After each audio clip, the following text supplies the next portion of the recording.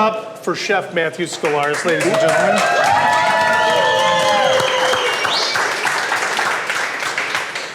We're gonna laugh, we're gonna cry, we're gonna explore, we're gonna eat. Maybe even throw up. Chef, I wanna know everything there is to know about you, but before that, I met your mom earlier. She's here. And I know she's, oh, there she is. Mary And Galouche. Ellen. Hi, Ellen, Yes. right? Ellen? Her neighbor. I'm horrible with names, but for some reason, You did good. thanks, man. I did tell your mom, I said, I've met your son just a couple of times. I go, it's very few times in life. I just automatically click. So, dude, like, I'm so happy you're here tonight. Like, truly pumped. And this crowd is freaking amazing, man. This is awesome. So, let's get to it. Who the hell are you? Well, Why are you here? No, I'm just kidding. I was born on a cold December day. Cold December. Start playing the violin music. Okay, so first of all, why don't you tell us the great story that you were just telling me about 20 minutes ago about how you were gonna make smash burgers today, and I came in. I got my stomach all horny for smash burgers, and I was like, where's your smash burgers? So tell them what happened. I texted my friend Dave, who's here and is also a very talented and amazing chef, last night at like 10 o'clock and was like, hey, I'm gonna last minute pivot and make pasta. Can I come to your house tomorrow and will you help me with it? And of course, it was his day off, and he sacrificed his day off to be the man and help me make pasta at 10:30, and like it's cool to have friends like that, and it's also incredibly dangerous because like he's like, fuck it, bro. Yeah, he's like, pasta? Sure. I was like, I'm gonna go buy milk and make cheese right now. Like I made homemade ricotta, and he was like, yeah, okay, what do we need? He like texted me a prep list. Like, all right, so this is what we gotta accomplish, and was amazing. So while we're Give it up to Dave. Give it up to Dave.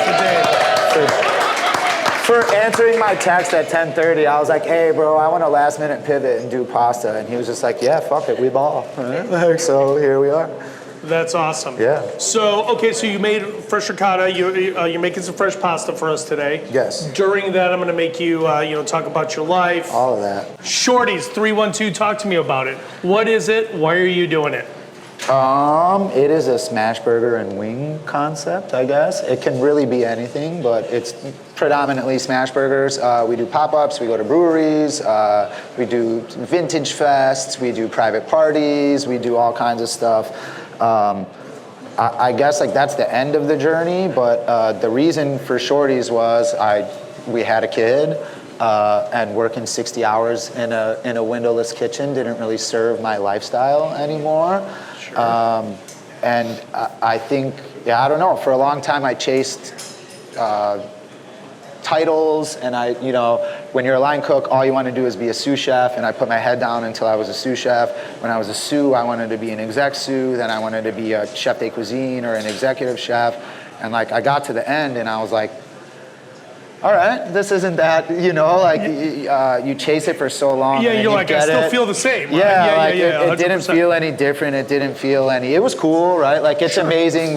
I looked up to all those chefs on Randolph. I got to be an executive chef on Randolph. We got to compete with their customers. My food got to compete with their food. Like, as a Chicago kid, that's a fucking dream, that's right? That's a big deal, man. That's a dream. I felt like I wasn't received well at first, kind of, because I was kind of an outsider to that world. I didn't know the lingo. I had only worked at Japanese before that. Oh, yeah. I started at Japanese. I guess that's the beginning. My friend Boo was a chef there, and hated his staff and would tell me all the time, like, just come work for me, bro. Just come work for me. I always loved to cook.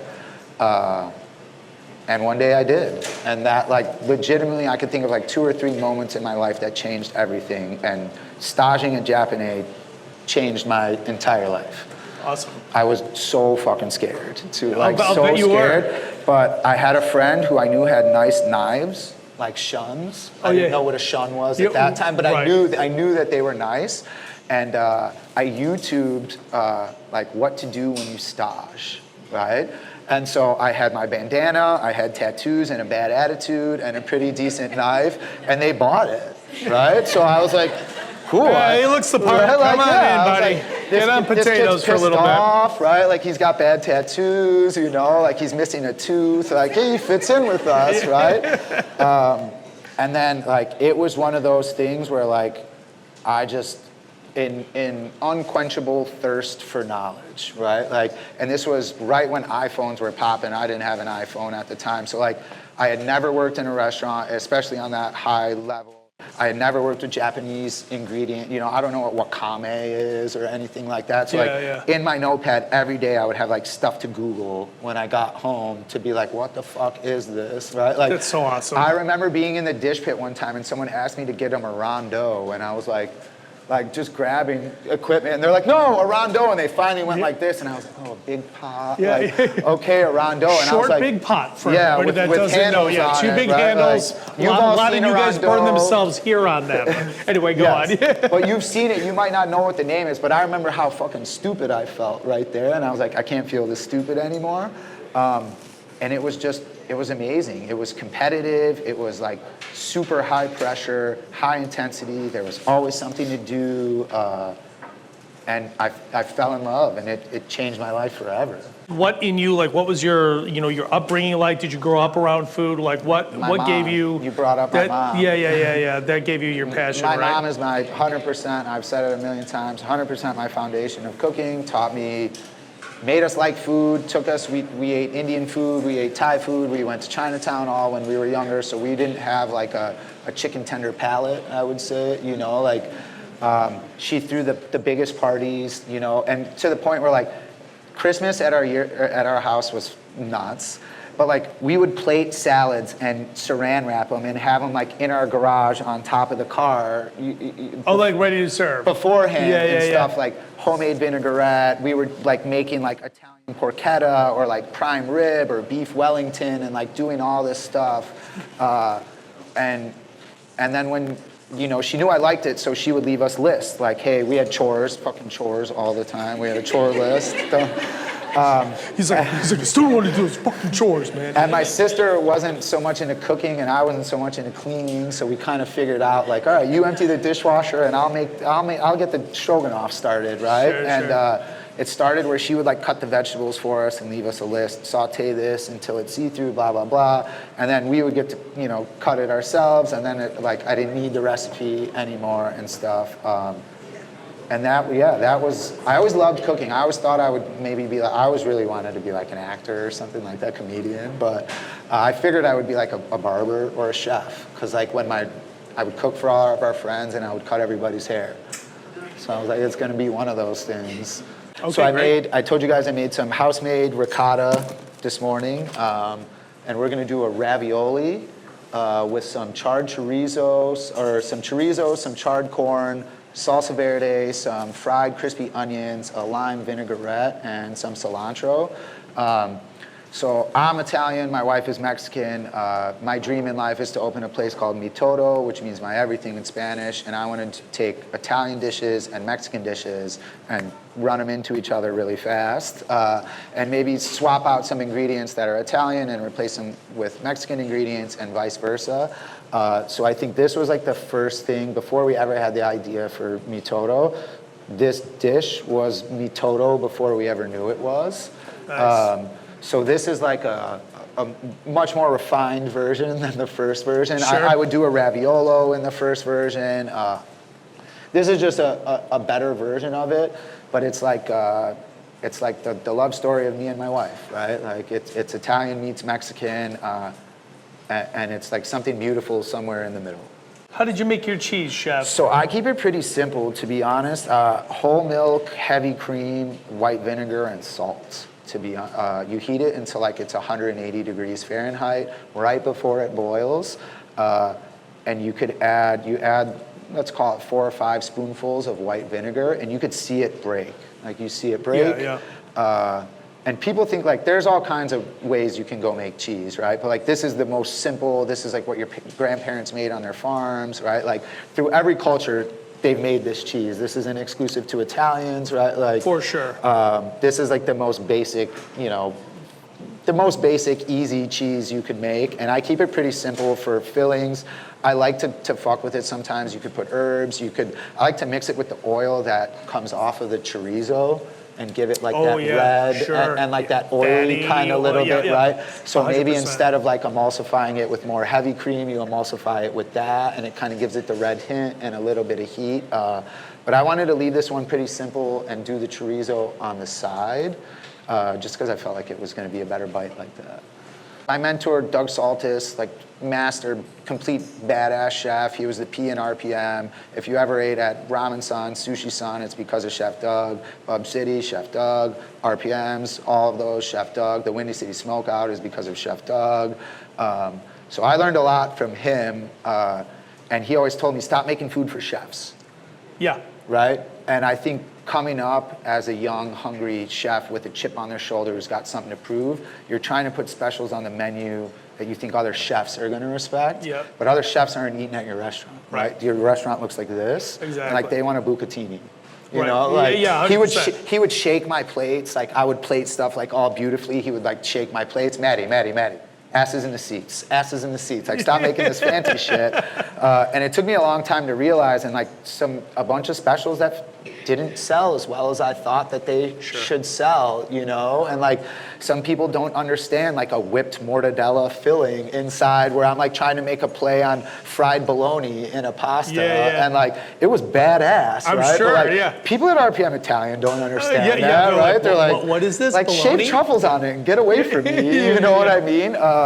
So it took me a long time to develop, and Daniel Jeffrey, another amazing badass chef that I worked with at Ruxpin, told me cooking is kind of like jazz. You can get it, but it takes a long time to like develop your style. Oh yeah, right? 'Cause, like, I love that. You know, yeah. and like little quotes stick with me always, and like Sure. that was one that like I'll never forget because you think you're onto it, but you're not onto it. You're really just copying someone else's stuff. And now today, 40-year-old me, I have my own style. I have my own dishes and Sure. stuff.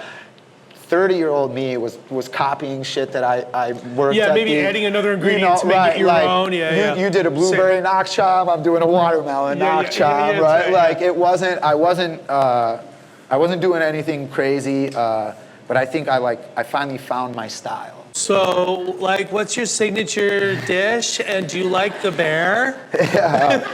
No, but seriously, like, if you're putting your name on a dish, and only because I can kind of assume what it might be today, what's that dish if there is one, and why?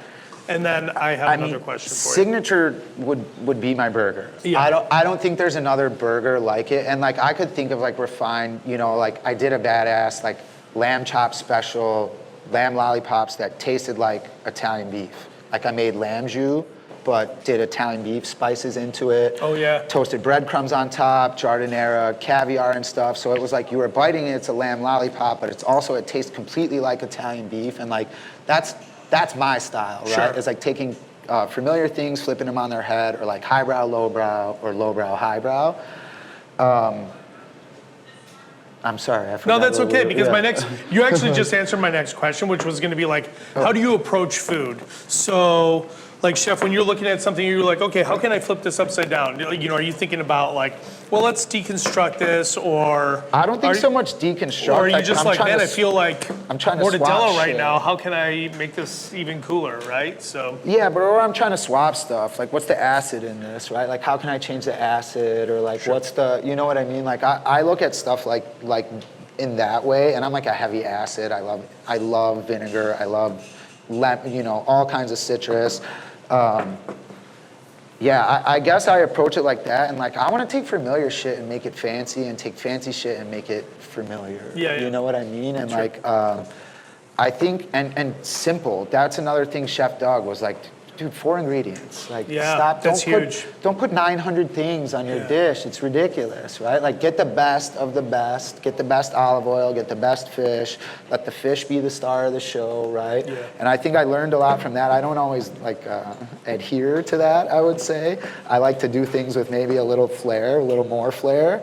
But I think simple is always kind of the best, and familiar. Like I'm not trying to make a balloon that's gonna like have smoke come out of it, and then the confetti falls on you, and the confetti's, you know, Kobe beef or anything like that. Like, that's not my jam. Like, I want to eat sloppy joes. Yeah, it sounds stupid. Like, floating balloon, like smoky confetti. But for real, like, I like burgers. That's why I made the burger. And when I was talking about Merchant, where this came from, I did version 1 of my smash burger at Merchant, and back then it was like us and Red Hot Ranch. No one else did smash burgers. Like now, like there's a wave of, everybody's doing a smash burger. But back then, like I love diners, drive-ins, and dives, and I put a cheese skirt on my burger, and no one else does that, right? Like, so I don't put the cheese on top of my burger, I put it around. It gets really crispy, I fold it onto the burger, the cheese like falls onto it, melts, you get this dope like, you know, chicharrón de queso bite.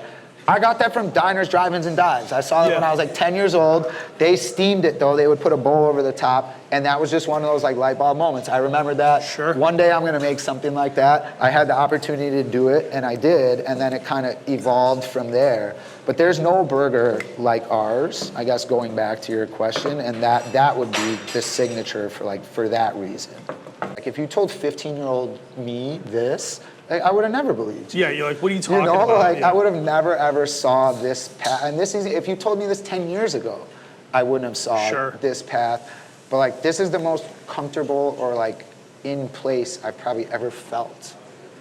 Like in your life. Yeah, right? Like, I mean, everything, like being a cook served me when I was doing that, right? Like riding my bike everywhere and like staying out late and drinking and chasing waitresses and all that stuff like that. But like that was like a fun part, but I'm so far past that point in my life that I don't think like working in a restaurant serves me anymore, right? Like that's not the lifestyle I want. I'm married, I have a kid, I want to go home, I want to wake up early and play golf. Like I'm not trying to close down O'Callahan's at 5 in the morning and like ride my bike 5 miles getting home, the pain out of your legs. Wasted, right? Like I'm not trying to, like I want to wake up early and go golfing and come back and have lunch with my son, you know?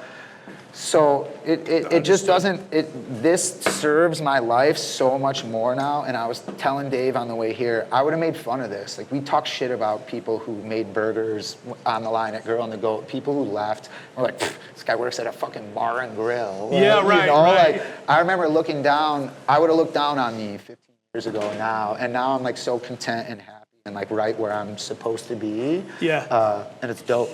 Yeah, super dope. Really No, like peaceful and cool. Like that's what it's all about. I feel like I chased chaos for so long, and like anyone who's a chef knows, like you're partly an adrenaline junkie. Sure. You're kind of a masochist, right? You got to hate yourself a little bit to be a chef. Sure. And to sacrifice all those things and all those weddings I missed, all those baby showers I missed, all those like my friends that don't call me anymore because they're like, hey, what do you mean you can't take the day off? You can't tell them like, bro, I'm on grill. If I'm not there, no one's gonna work the grill, right? You don't understand. You know what I'm saying? What do you love? This is a two-parter, so we're both going to try to remember what we're talking about right now. It's a two-part question. Because I've noted it mentally. So what do you love about culinary these days, and what do you just absolutely despise, right? Like, you know, like we got a couple, you know, up-and-comers, right? Yeah. So what advice would you give them? Like, what's the big thing? Like, oh, I hate that they're watching The Bear and thinking that this is how it is. Just because, you know, we've talked about The Bear a couple times already. What do you love and what do you just hate about it? I don't think young kids get enough reps now, which is like a good and a bad thing. Because like when we were coming up getting exploited, we were chef de parties, you owned your whole station, you worked 12, 14-hour days, right? Yeah. I feel like now cooks get treated much better, which is fucking awesome. But you don't get the same reps, right? Like I was working like a morning job and going to my night job and then working 12 hours and stuff. So my 5 years is way different from someone else's 5 years who was only working 8 hours a day. Sure. And so like where that's awesome because these kids aren't going through the ringer and they're not working these brutal days and getting yelled at all the time. But I think it like affects the quality of the cooks that we have now because they're not scared anymore, right? Like part of the fear was like what made you good, right? You know what I mean? Like you have that fear, like it drove you. It was that adrenaline rush. 100%. The fear, my mentor, Chef Doug, the fear of Doug was a very real thing within Let Us Entertain You. No, because he walked around, we had 6 restaurants. Knowing he could walk in at any time made everybody buddy's butthole tighten up just a little, you know, a little bit, just because he's came in before and like thrown cutting boards and been like, what the fuck, you know, and like having that in the back of your mind made everyone a little better. And I feel like kids now aren't scared because it's like not like that anymore, which is great. Sure. Right? Yeah. But it develops them slower. Exactly. You know, like, I guess that's the best way I could put it. I feel like this generation of cooks, so like, that's my answer is both of those. It's good and bad. Right? But like the kids get treated better, but they're not getting the reps and they're not taking it like as seriously, let's say, as we did. Right? If that makes sense. It makes actually complete sense. My brother-in-law sent me a video just 3 weeks ago, and it was David Chang from Momofuku and Rene Redzepi from Noma, right? Yeah. And they're really good friends. And they're both power. They're both like your superstar chefs, right? Like Noma's been like #1 in the world 6 different times, right? Like people line up to stage there for their whole summer. Yeah, like free, Momofuku, if you're ever in Vegas, go eat there. It's amazing. Like it truly is. Like it doesn't suck. But anyway, that being said, David Chang made this point and he goes, I hate that kids can just go to YouTube or the internet and Google something and they have all of that information right there and they didn't have to do the shit we had to do. Yeah. And I was like, they didn't have to make a miso béarnaise or something and like after comida and it breaks. Yeah, and it breaks and you're like, oh my God, I got 6 minutes and this is a 25-minute thing. Yeah, butter, please, right? You know what? But yeah, 100%. We've been there. Yeah, you're just like, fuck, why? Yeah. But that being said, I thought it was interesting because I totally agreed with that. I was like, God, that's a really good point, right? And then Rene Redzepi, Mr. #1 in the world 5, 6, 7 times in a row, says, no, I love that they can do that. And they don't have to go through what we went through. And it's, more about that mental health, kind of aspect was his kind of take on it. So I think it's a give and take because at the end of the day with technique, you're not going to learn that overnight, right? Absolutely. You're not going to have that touch to make a quenelle with one hand. You can't use quenelle.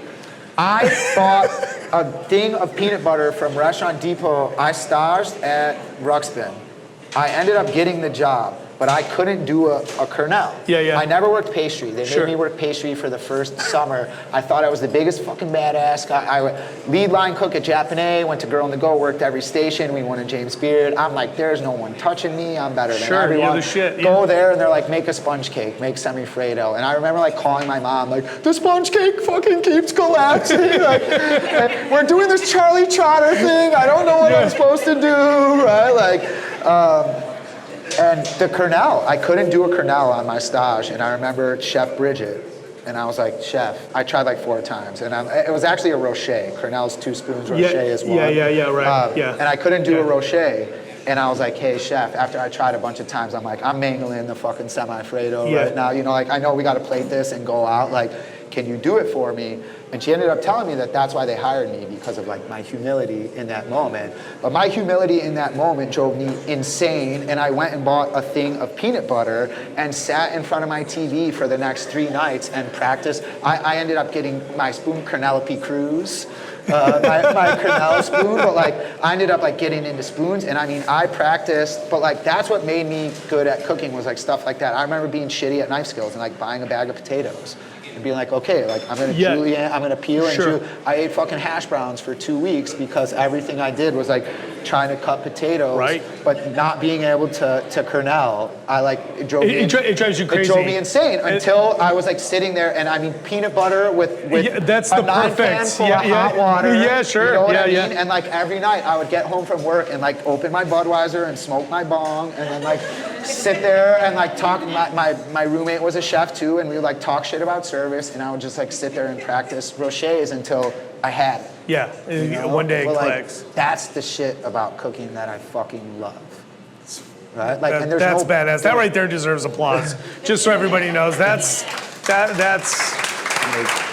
is what it's all about. That's the beautiful thing about cooking. I don't know if you approach food this way, but I do. It's like I'm never gonna know it all. No. I've learned stuff to from- even make a scratch a dent. You know what I mean? But that's what's so cool. There's no Tiger Woods. There's no Wayne Gretzky. There's no LeBron James of cooking, right? Like you can never be the best. You can't. You can't. There isn't the best pasta maker. But if you're the best pasta maker, you're not the best at making sauces. And like there is no greatest. And I think that's what's so cool is like the eternal pursuit of knowledge and perfection and testing yourself and learning more. Like, I remember we used to do shaved Fresnos, and I had like a dishwasher help me one time because I was fucked.